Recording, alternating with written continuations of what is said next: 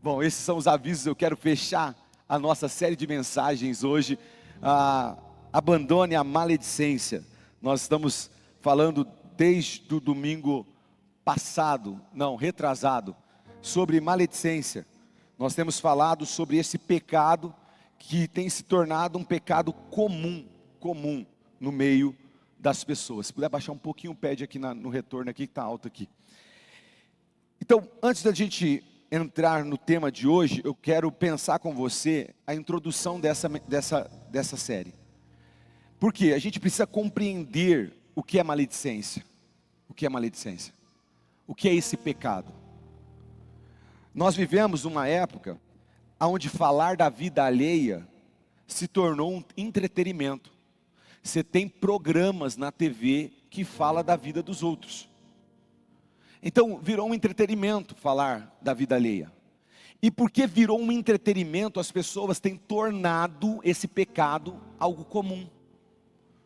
As redes sociais, por exemplo, amplificaram os julgamentos. Sabe, os grupos de mensagem amplificaram as fofocas. Amplificaram. Nós estamos vivendo numa era onde, quando nós sentamos na mesa, nós sentamos para falar do outro. Nós não temos mais assuntos que estão ligados àquilo que nós estamos vivendo, mas nós estamos sentados ao redor da mesa para compartilhar da vida alheia. E aí a gente precisa corrigir isso, porque se não há uma correção, se torna algo comum. Nós passamos a não se escandalizar com esse pecado e tornar ele comum. É mais ou menos assim, Deus chama a maledicência de pecado e a sociedade está chamando, não, é a minha opinião, pastor. Deus chama a maledicência de pecado e muitas pessoas estão falando, não, é que eu sou muito sincera. Sou muito sincera. E isso é uma argumentação para esconder um pecado. Porque a maledicência, ela traz para nós um grupo de pecados que envolve a nossa língua, a nossa boca. Então falar mal de alguém, difamação, calúnia, insulto, falas destrutivas, murmuração, palavrão, mentira. Tudo isso envolve o pecado que nós chamamos de maledicência. E que nós decidimos abandonar. Nós não seremos escravos da maledicência. Nós decidimos abandonar. E aí, para pensar hoje, nessa última mensagem dessa série, eu quero refletir com você, quando a santidade de Deus revela o que está na nossa boca. Quando a santidade de Deus revela o que está nos nossos lábios. Para isso, nós vamos ler um versículo do capítulo 6 do profeta Isaías, Antigo Testamento. Profeta Isaías, capítulo 6, verso número 5. Profeta Isaías, capítulo 6, verso número 5. Está falando do encontro do profeta Isaías, numa experiência sobrenatural, dentro do templo. No ano que o rei Uzias morreu, uma experiência que ele tem com Deus. Um encontro que ele tem com Deus. E quando ele tem aquela revelação de Deus, quando ele tem aquela revelação do sobrenatural, serafins cantando santo, santo é o Senhor dos exércitos, esse profeta ele diz algo, e o texto no verso 5 fala assim: então disse eu quem? Isaías, disse eu, ai de mim, estou perdido, porque sou um homem de lábios impuros, e habito no meio de um povo de impuros lábios, e os meus olhos viram o rei, o Senhor dos exércitos. Olha que fantástico. Isaías está contemplando uma experiência sobrenatural. Ele está contemplando Deus falando com ele. Ele está vendo Deus falando com ele. Ele está presenciando algo que está acima da realidade material. E ele tem uma palavra, ele tem uma frase, ele tem um conjunto de palavras. Ele fala assim: ai de mim, estou perdido, porque sou um homem de lábios impuros e habito no meio de um povo de impuros lábios. E os meus olhos viram o rei, o Senhor dos Exércitos. Agora deixa eu contextualizar o que está acontecendo aqui. Isaías 6 começa com uma informação histórica muito importante. Começa falando assim: no ano da morte do rei Uzias, eu vi o Senhor. Qual que é o fato histórico? A morte do rei Uzias. E por que eu quero frisar com você isso? Porque Uzias havia governado Judá aproximadamente por 50 anos. E esse rei, ele representava para o seu povo estabilidade, ele representava prosperidade, ele representava segurança para a nação. Então o contexto dessa experiência de Isaías é um contexto de perda. Aqui o rei está morto, o trono está vazio, aquilo que as pessoas tinham como segurança, como prosperidade, como estabilidade, tinha dado um fim. Mas olha que interessante, Deus se manifesta para o profeta Isaías, para combater essa circunstância de temor do povo, de perturbação do povo, sabe? O povo que estava apavorado por causa da morte de um grande rei, Deus se manifesta para trazer uma mensagem. Deus se manifesta para trazer uma mensagem. E qual que é a mensagem que Deus está trazendo? Quando Isaías entra no templo e ele vê a glória de Deus se manifestando, ele vê o Todo-Poderoso do trono. Preste bem atenção, a mensagem que ele está recebendo da parte do Senhor é: Uzias, o rei, morreu, mas Deus continua no trono. Talvez você esteja falando assim: o que eu tenho a ver com isso, pastor? Eu vou te explicar. Ontem nós estávamos voltando de São José, eu, o Alex, o Cristiano e o João, e a gente conversando lá, não lembro muito do contexto da conversa, mas eu peguei e falei para o Alex assim: Alex, se você fosse fazer uma pergunta sobre a sua vida para Deus, o que você perguntaria? Aí ele falou lá, não vou expor o menino aqui não, uma hora dessa, né? Depois a mulher dele vai perguntar: o que você falou lá para o pastor? Você chega lá e fala, viu, Sueli? Mas aí o Alex me deu uma resposta, e eu falei assim: sabe o que eu perguntaria, Alex? Eu iria perguntar por que o Efraim, meu filho, ele nasceu com cardiopatia, era Down e faleceu. Preste bem atenção no que eu estou te falando. E a gente precisa entender isso. E eu fiquei com isso na minha mente, pensando, sabe por quê? Porque quando a gente está diante de uma perda, parece que Deus não está no controle. A espiritualidade madura precisa entender que mesmo diante das circunstâncias desfavoráveis, diante de uma perda, diante de uma frustração, quando as coisas não estão dando certo, Deus se manifesta para falar assim: eu continuo no trono. Deus falou para mim: não interessa o que aconteceu, interessa que eu estou no controle de todas as coisas. Eu não perdi o controle. Tem muito crente achando que os problemas, as situações e questões que nós não temos nem explicação, não temos resposta, parece que essas questões falam mais alto do que daquilo que Deus está falando ao nosso coração. A gente acha que porque aquilo aconteceu, Deus saiu do controle. Mas eu estou aqui para falar para você, como Deus falou para o profeta Isaías: Uzias está morto, mas eu continuo no trono. Uzias está morto, mas eu estou no controle de todas as coisas. Querido, independente do que você esteja vivendo, Deus não perdeu o controle da sua vida. Deus não perdeu. Isaías vê o Senhor assentado no alto sublime trono. E essa é a maturidade que eu quero que você alcance, tá? Porque nós vamos enfrentar momentos que nós não temos explicação. Nós vamos ter dúvidas que nós vamos levar pós-morte para perguntar lá para Jesus.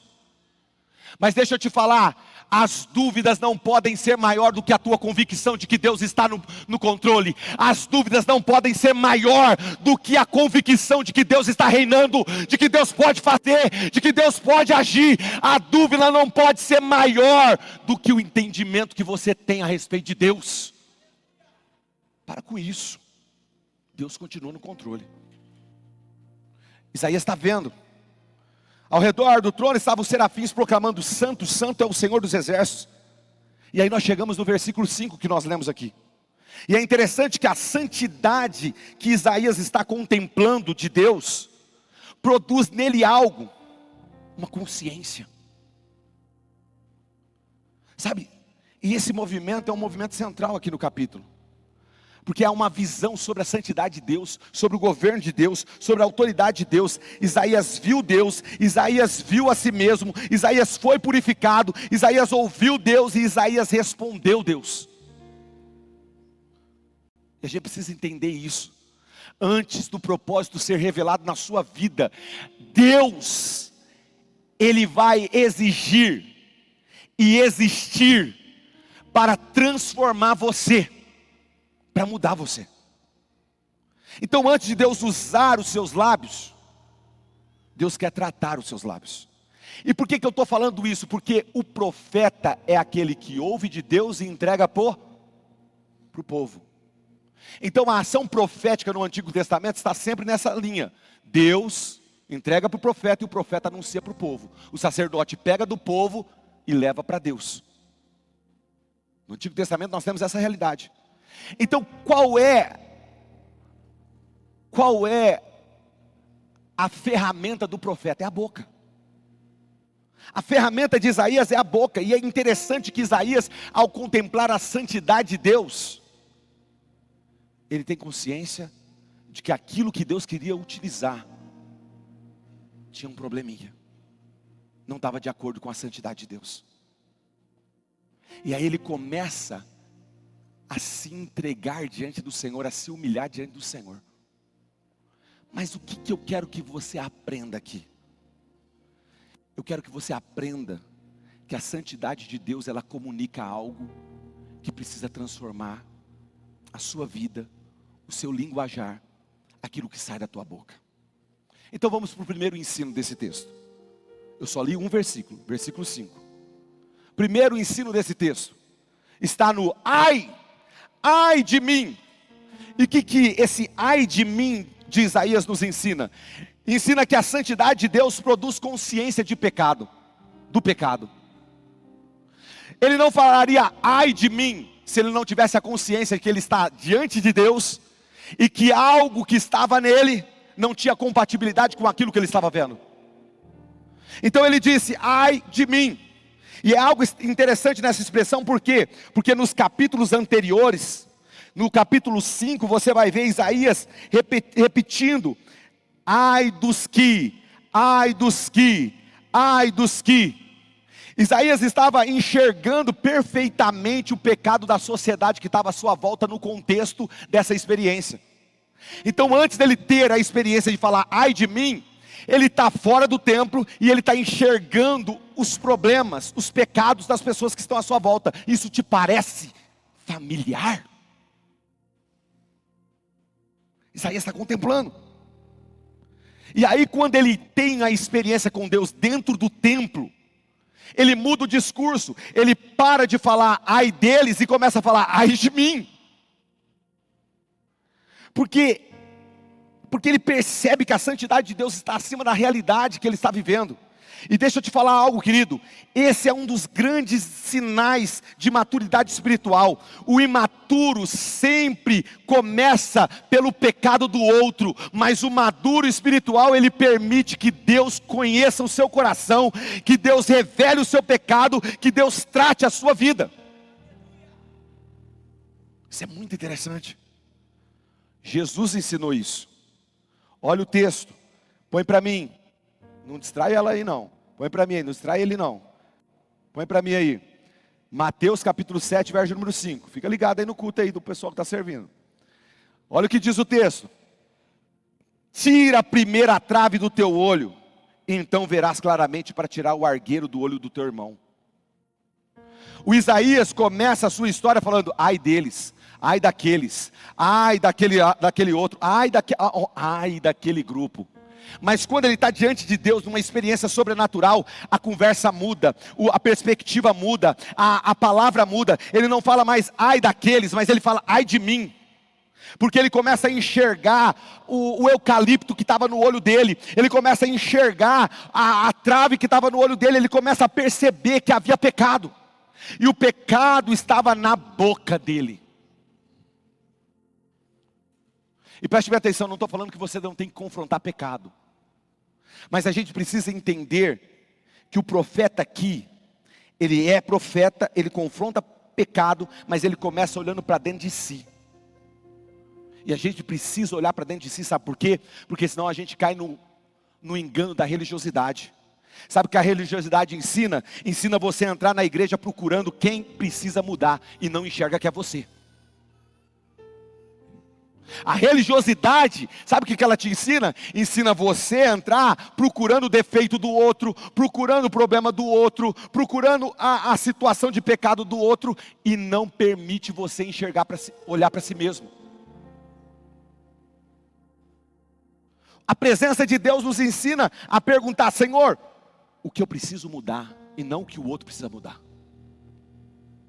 E isso é muito importante. Porque senão nós estamos caindo no erro da religiosidade. Nós achamos que nós estamos por cima da carne seca, somos a última bolacha do pacote. Então eu posso olhar para quem está lá fora, destruído, para quem não tem Jesus, e falar: ai deles, porque eu estou tranquilo. Ei, querido, preste bem atenção. A manifestação de Deus aqui, é Isaías reconhecendo o seu pecado. Sexta-feira, eu não fui na terceira idade, né, Luci? Você cobrava comigo não, né? Fazia várias sexta-feiras que não descansava. Eu falei: Cristiano, vai lá na terceira idade, chuta, cabeceia e defende, porque eu vou descansar. E descansar para mim não é ficar parado. Falei: vou cortar a grama, mas aí choveu. Falei: não é para cortar a grama. Já sei, vou limpar a casa, e eu aproveito para limpar a geladeira. E aí, comecei a limpar a casa, terminei, fui limpar a geladeira, fui tirando o pote, vai tirando o pote, porque a vida de pastor é assim: o que sobra do almoço, a gente deixa para a janta, para chegar, né? Já chega tarde, aquela coisa, aquela correria. Então, se eu for comer uma pizza com vocês e sobrar, eu vou levar para casa, vou congelar, porque, né, vai render algum dia. E aí a gente estava cheio de pote lá dentro da geladeira, eu fui tirando, ele pode jogar isso, pode jogar. E quando eu abri um pote, estava mofo. Quando eu olhei para o mofo, o Espírito Santo falou assim: tá vendo, filho? Tá mofo. Eu falei assim: ué, como assim? O que o senhor quer falar? Tá mofo. Aí ele falou assim: a geladeira é para quê? Eu falei: é para conservar. Preste atenção. A geladeira é para conservar, Senhor. Mas por que está mofo? Porque está muito tempo parado lá, Senhor. Preste bem atenção que eu vou falar para você. Isaías está dentro da onde? Do templo. Isaías não está num lugar de prostituição. Isaías não está num lugar, sabe, de prostituição, de abandono, num lugar de promiscuidade. Isaías está no templo. No templo. E sabe o que o Espírito Santo falou para mim enquanto eu estava jogando aquela comida fora estragada? Ele falou para mim assim: mesmo o templo sendo para conservar, tem muita gente parada, se estragando e mofando dentro do templo. O que eu quero que você entenda no que eu estou falando para você? Estar dentro do templo não garante santidade, porque Isaías estava dentro do templo. Entenda isso. E por que eu estou falando isso? Para a gente combater religiosidade. Para a gente combater religiosidade, a gente precisa parar de ser religioso. Então, é possível conhecer a Bíblia e continuar orgulhoso? É possível. É possível pregar santidade e esconder pecado? É possível. É possível exercer uma liderança e negligenciar o caráter? É possível. É possível ministrar aos outros sem permitir que Deus ministre profundamente em nós? É possível. É possível. Mas você precisa entender que a santidade de Deus sempre será como um espelho. Sempre será como um espelho. Então todas as vezes que você vai para diante de Jesus, você vê Jesus, sim, vejo Jesus, mas eu tenho que ver eu também. Porque Jesus revela aquilo que está errado na minha vida, aquilo que precisa mudar, aquilo que precisa ser consertado. A santidade de Deus funciona como um espelho. Quanto mais perto da luz, mais a gente consegue enxergar as deficiências, os defeitos. Então você precisa entender isso, querido. Porque Isaías começou a entender. O Isaías, em vez de ele ir lá falar, Senhor, muda aquela mulher, ele fala assim, Senhor, começa a mudar eu. Senhor, muda aqueles filhos. Isaías está falando, não, muda eu, Senhor. Ah, muda aquela igreja. Não, muda eu. Muda aquele chefe. Não, muda eu. O Isaías está olhando para si, por quê? Porque quando você se encontra com Cristo, todas as realidades que estão desalinhadas, a verdadeira vida que é Cristo, vão aparecer. Encontro de Pedro com Jesus, Lucas capítulo 5, quando ele vê a pesca maravilhosa, Jesus se aproxima dele, ele fala assim, se afasta de mim porque eu sou pecador, preste bem atenção. Ele teve a revelação de Jesus. Quem tem a revelação de Jesus, quem tem uma experiência com Jesus, não fica enganado pelo pecado, não fica enganado pelos maus hábitos. Ei querido, você sabe o que é pecado, e você sabe quando você está no pecado. Davi vai falar assim no Salmo 39, verso número 23 e 24, sonda-me, ó Deus, e conhece o meu coração. Vê se há em mim algum caminho mau. O verdadeiro avivamento, querido, começa quando nós paramos de dizer apenas ai deles e começamos a falar ai de mim. Ai de mim. Ai de mim. Essa é a primeira manifestação da graça. Antes de você aceitar Jesus, Jesus se manifestou para você. Por isso você teve condição de escolher.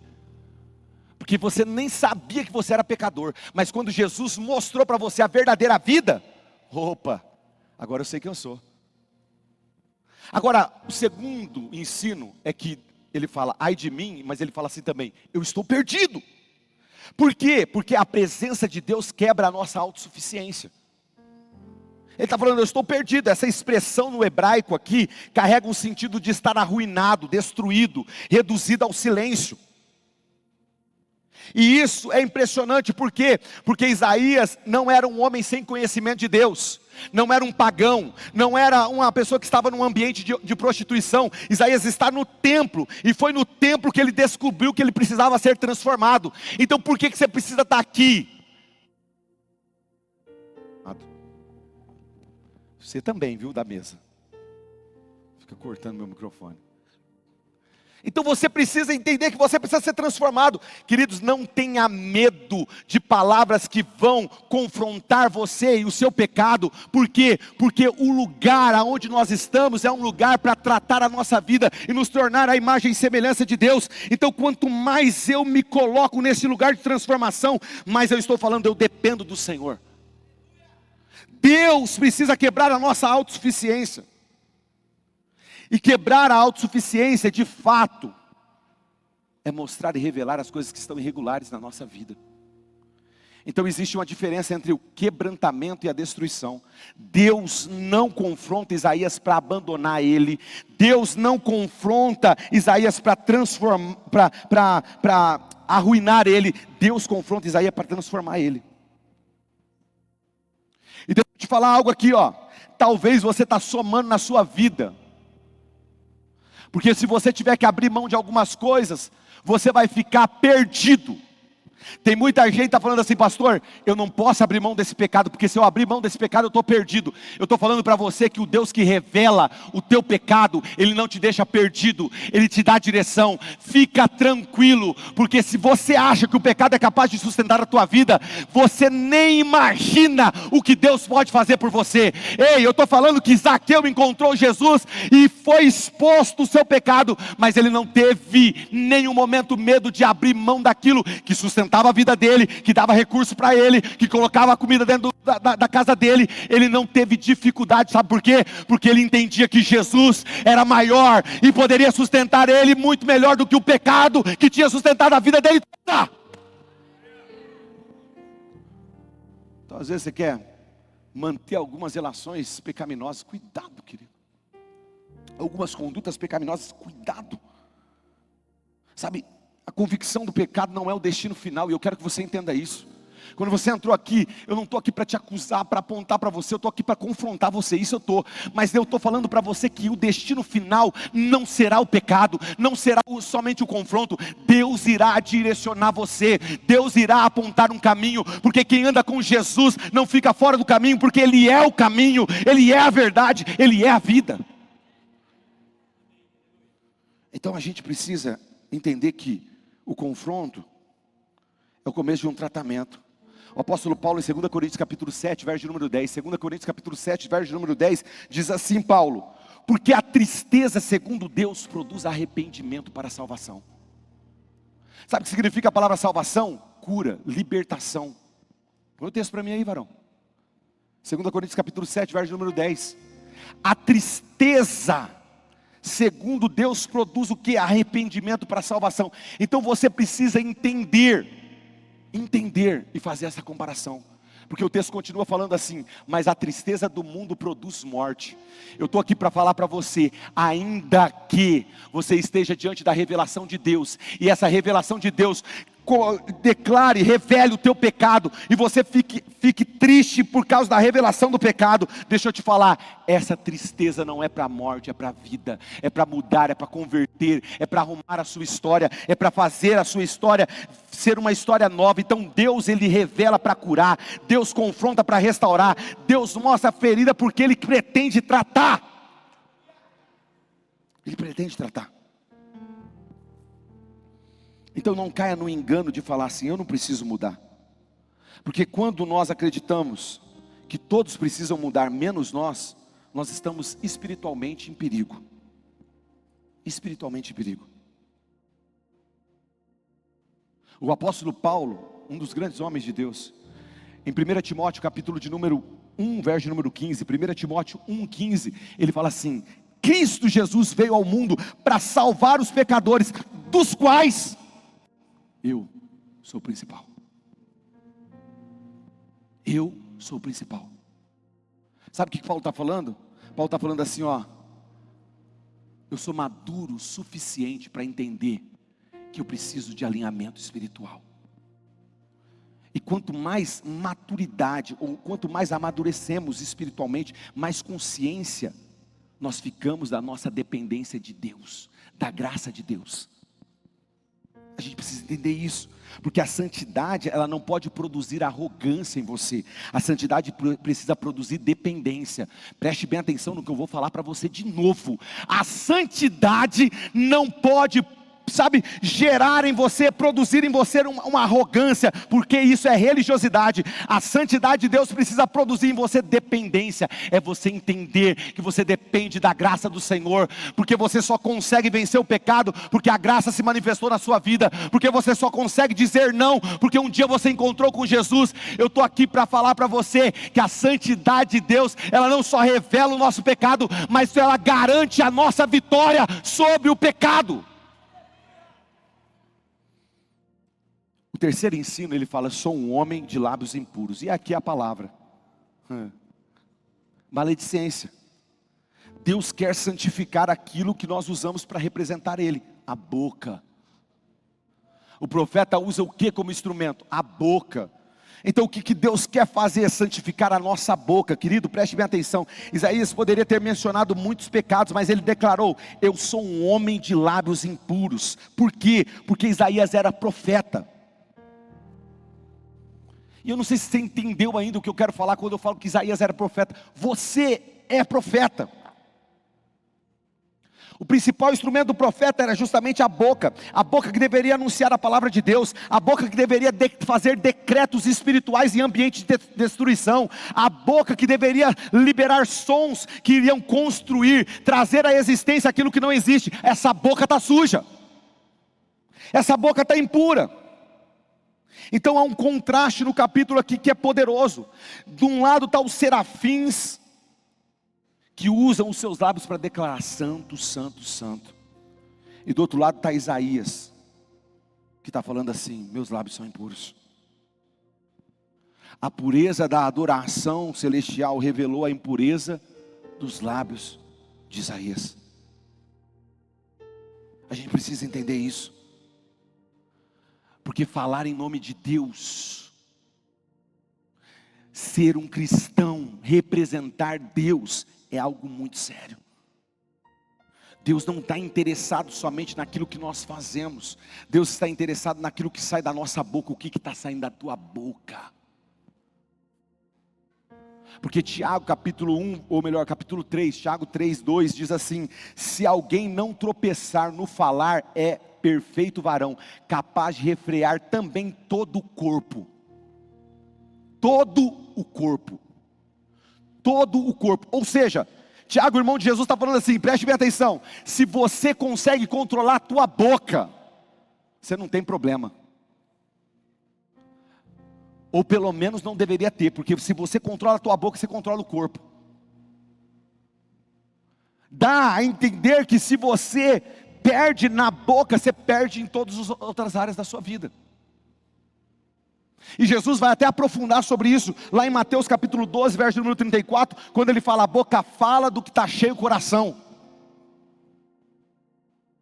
Então os nossos lábios revelam o que está no nosso interior. Se sai dos nossos lábios palavrões, palavras obscenas, mentira, murmuração, fofoca, ironias destrutivas, palavras agressivas, falso testemunho, promessa que não pretendemos cumprir, conversas obscenas, comentários que ferem, tudo isso revela um problema que está na boca, mas não só na boca, porque a origem dele está no coração. Então a gente precisa olhar, porque Isaías não está falando só que o problema dele é a boca, segundo a revelação que nós temos hoje, daquilo que Cristo revelou a nós. Isaías está falando assim, meu problema não é só a boca, mas a boca é um dos problemas. E Jesus quer transformar o nosso coração para a boca não ser um problema. Como você tem usado a tua boca, querido? Não adianta você falar em línguas na igreja e ferir a sua família com língua, com a mesma língua que você falou em línguas.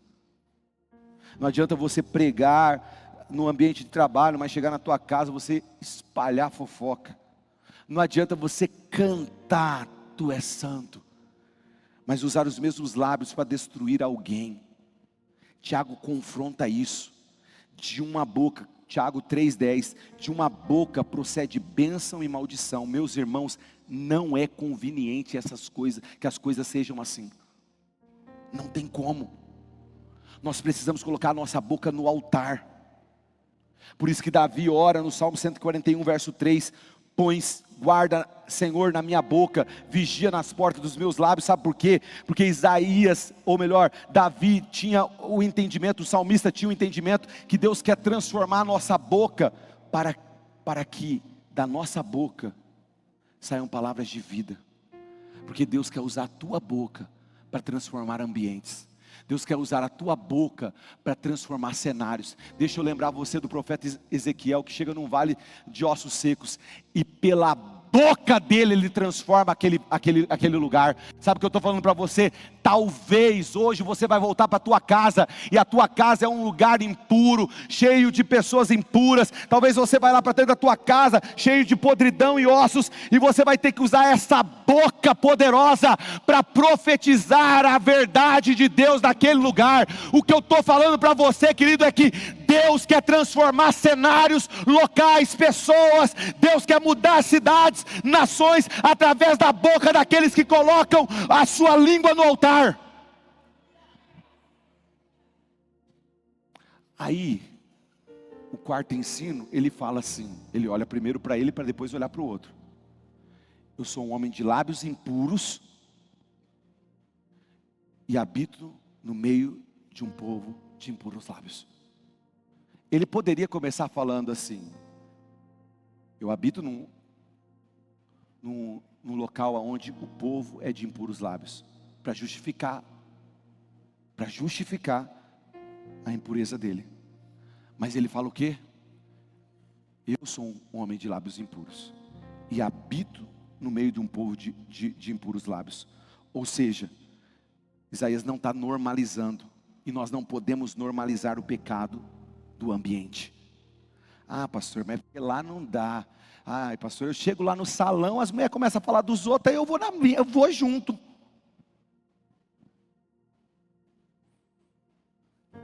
Ah, pastor, eu vou para o futebol, todo mundo fala palavrão, por que eu não vou falar?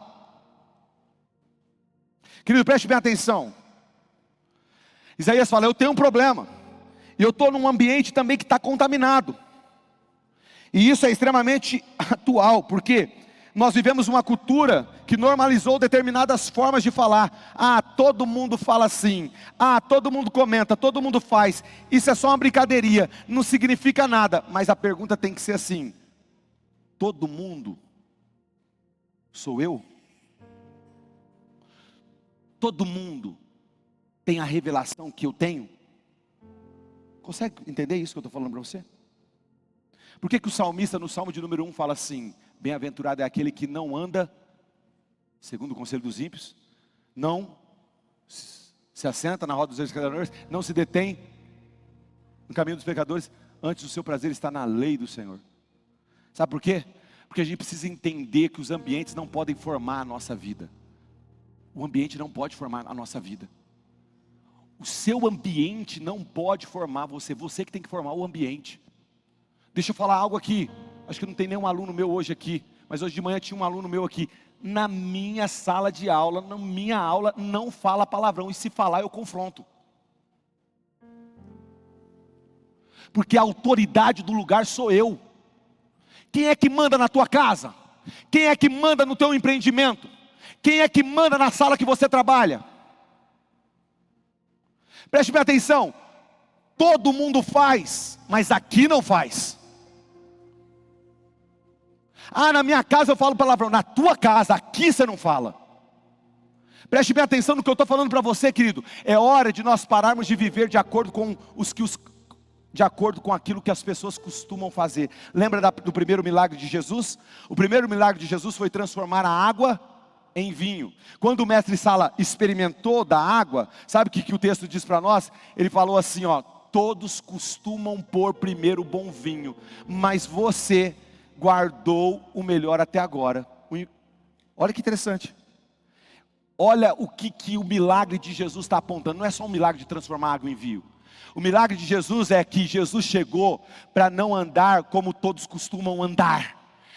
O milagre revela que Jesus chegou para não falar o que todo mundo costuma falar. Sabe, o milagre de Jesus chegou para mostrar para você que a boca que todo mundo tem, você não precisa ter, porque Jesus chegou até você, porque você tem a revelação de Jesus. Então o que todo mundo costuma fazer, você não precisa fazer, porque você está debaixo da revelação de Jesus. Ah, é assim desde a minha infância, está na minha família. Ei, querido, exclui isso. Você nasceu de novo.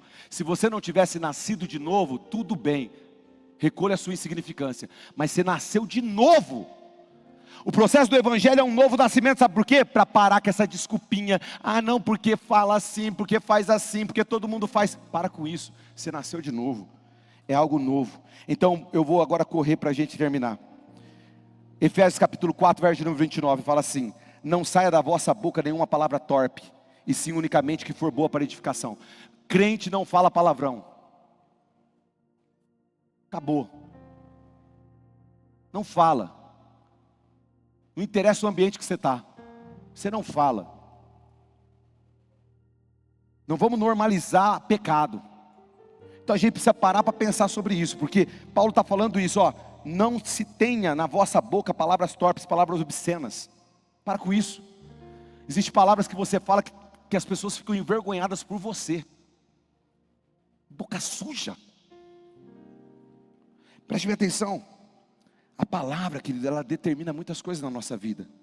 E Isaías está falando assim, ó: a contaminação da sociedade é uma realidade, mas eu não vou usar essa contaminação da sociedade como desculpa para o meu pecado. Não use. Não deixe. Seja você aquele que não é como todo mundo é.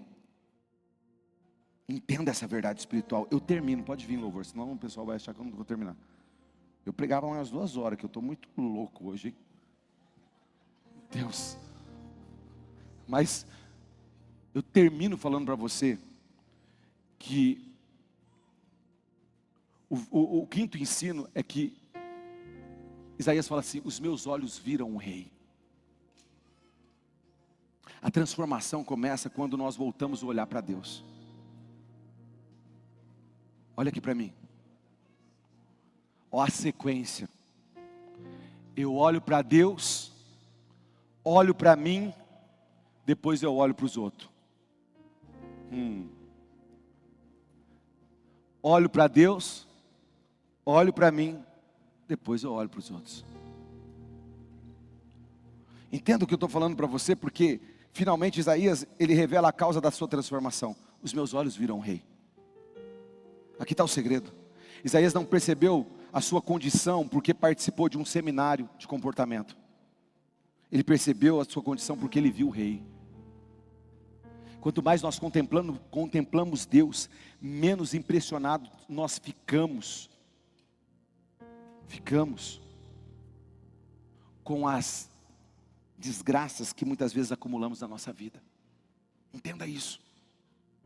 Quanto mais eu contemplo a graça de Deus, mais eu desejo ser transformado. Quanto mais, sabe, a igreja não precisa apenas ser um ambiente de confronto, mas precisa também ser um ambiente de transformação. Porque quando você vê o rei, o seu orgulho cai. Quando você vê o rei, as suas máscaras caem. Quando você contempla a glória e a santidade de Deus, a religiosidade cai e surge uma oração: ai de mim. E sabe como que essa história termina?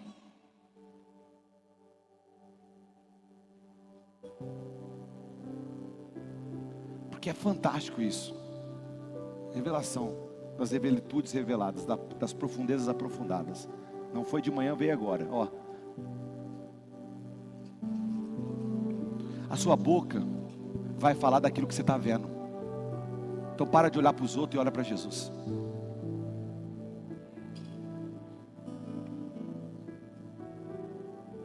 Josafá, não me lembro agora onde está o endereço,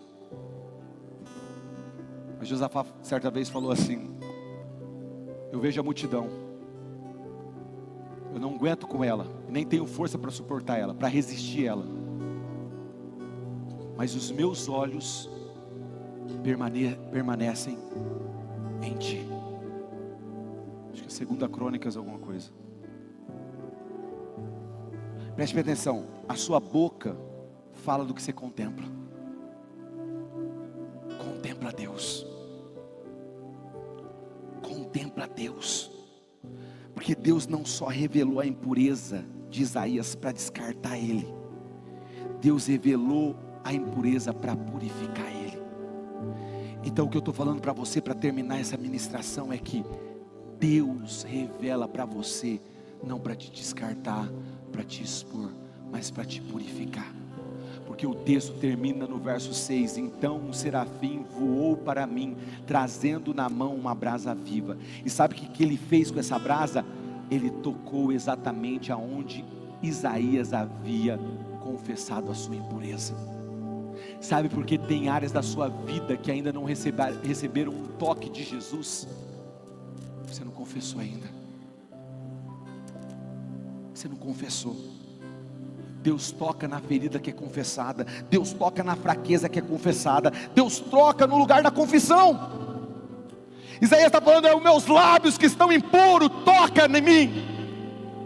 E preste bem atenção, Isaías vivendo no meio de um povo de impuros lábios, com os lábios impuros. Está lá o Isaías, o todo impuro. Ele recebe um toque de uma brasa. E o lábio dele, a boca dele é purificada. Sabe por quê? Porque olha o que diz o texto no verso 7: tua iniquidade foi tirada, teu pecado foi perdoado.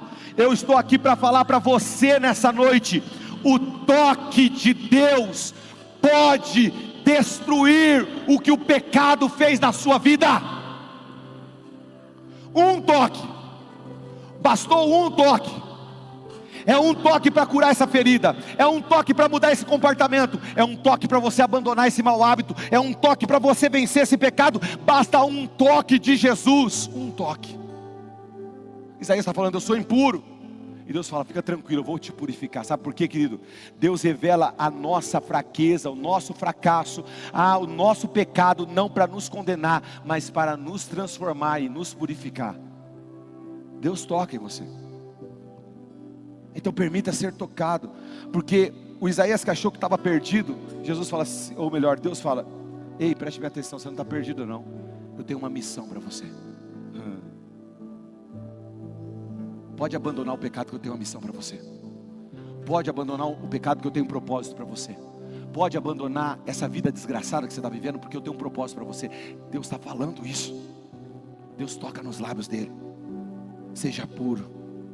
E aí ele consegue dizer assim, eis-me aqui, Senhor. Meu Deus, eu queria pregar mais, mas não dá, gente. O horário chato. É isso aí. O que sua boca está falando? O que seus olhos estão vendo? Então para de ver os outros e comece a contemplar Jesus.